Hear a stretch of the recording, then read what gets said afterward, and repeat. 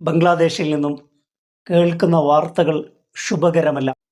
ബംഗ്ലബന്ധു എന്നറിയപ്പെടുന്ന ബംഗ്ലാദേശ് സ്ഥാപകനായ മുജീബുർ റഹ്മാൻ്റെ പുത്രിയാണ് ഷെയ്ഖ് ഹസീന.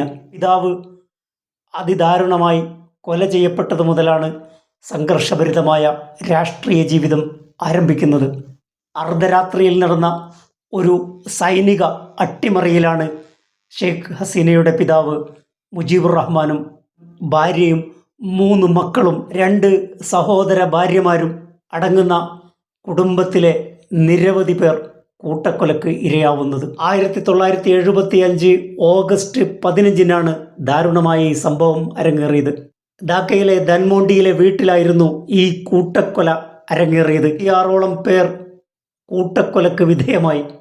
പട്ടാള അട്ടിമറി ചരിത്രത്തിൽ ഇത്രയും അധികം ആളുകൾ കൊല്ലപ്പെടുന്നത് ഇതാദ്യമായിട്ടാണ്. 1975 ജൂലൈയിൽ സഹോദരി രഹ്നയുമൊത്ത് ഭർത്താവിൻ്റെ അടുത്ത് ജർമ്മനിയിലേക്ക് പോയതായിരുന്നു ഷെയ്ഖ് ഹസീന. തൊട്ടടുത്ത മാസമാണ് ബംഗ്ലാദേശിനെ നടുക്കിയ ദാരുണമായ കൂട്ടക്കൊലയിൽ തൻ്റെ പിതാവും ബന്ധുക്കളും അവർക്ക് നഷ്ടപ്പെടുന്നത്. മക്കളായ സജീബ് വസീദും സെയ്മ വസീദും സഹോദരി രഹ്നയും ഇന്ത്യയിൽ അഭയം പ്രാപിക്കുകയാണുണ്ടായത്. 1981 അവാമി ലീഗിൻ്റെ പ്രസിഡൻ്റായി ഹസീന തെരഞ്ഞെടുക്കപ്പെടുന്നതോടെയാണ് അവരുടെ രാഷ്ട്രീയ ചരിത്രം മാറുന്നത്. പിതാവായ മുജീബുർ റഹ്മാൻ്റെ കസേരയിൽ തിരിച്ചെത്തുന്നതോടെയാണ് ബംഗ്ലാദേശിൻ്റെയും ഷെയ്ഖ് ഹസീനയുടെയും തലവര മാറുന്നത്.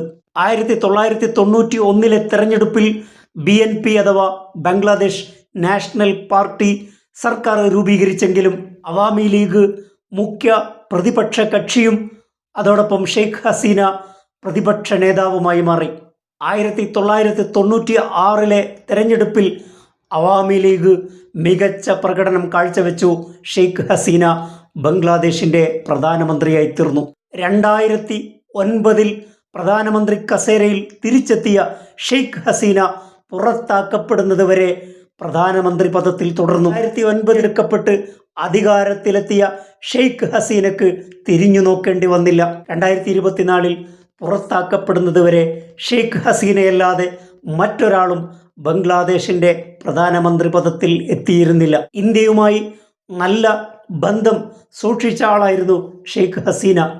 അവർ 2ാം തവണയാണ് ഇന്ത്യയിൽ അഭയം പ്രാപിക്കുന്നത്. ഇന്ത്യയും ബംഗ്ലാദേശും തമ്മിൽ ഷെയ്ഖ് ഹസീന ഉണ്ടാക്കിയ മാമ്പഴ ഡിപ്ലോമസി ഇപ്പോഴും തുടരുന്നുണ്ട്.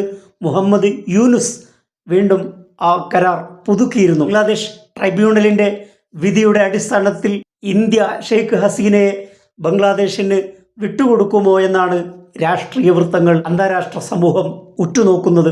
ദീർഘകാലം പ്രധാനമന്ത്രി പദത്തിലിരുന്ന് രാജ്യത്തെ നയിച്ച ഒരു നേതാവിന് അവസാനം ആ രാജ്യം തൂക്കുകയർ വിധിക്കുമ്പോൾ വലിയ സങ്കടവും ഞെട്ടലും ഉളവാക്കുന്ന കാര്യമാണ്. നൂറ്റാണ്ടുകാലം ബംഗ്ലാദേശ് രാഷ്ട്രീയത്തിൽ നിറഞ്ഞു നിന്ന ഷെയ്ഖ് ഹസീനക്ക് അവസാനം ആ രാജ്യം വധശിക്ഷ വിധിക്കുമ്പോൾ രാഷ്ട്രീയ പ്രതികാരം എന്ന് മാത്രമേ ചരിത്രം അതിനെ വിശേഷിപ്പിക്കുകയുള്ളൂ.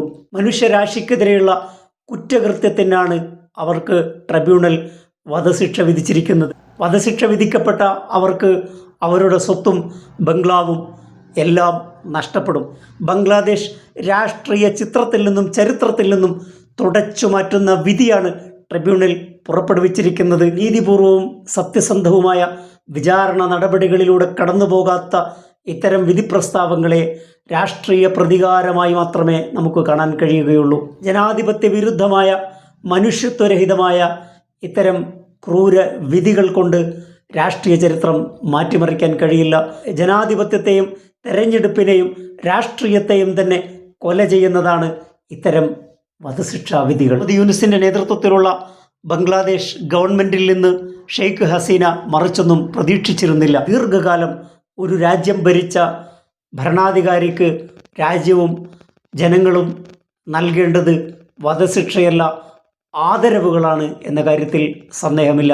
സംഘർഷഭരിതമായ രാഷ്ട്രീയ ചരിത്രത്തിൻ്റെ തിരശ്ശീല വീഴുന്നത് ഒരു വധശിക്ഷയിലൂടെയാണെങ്കിൽ ദൗർഭാഗ്യകരം എന്ന് മാത്രമേ അതിനെ വിശേഷിപ്പിക്കാൻ സാധിക്കുകയുള്ളൂ. മറ്റൊരു വിഷയവുമായി അടുത്ത എപ്പിസോഡിൽ. Thank you for watching.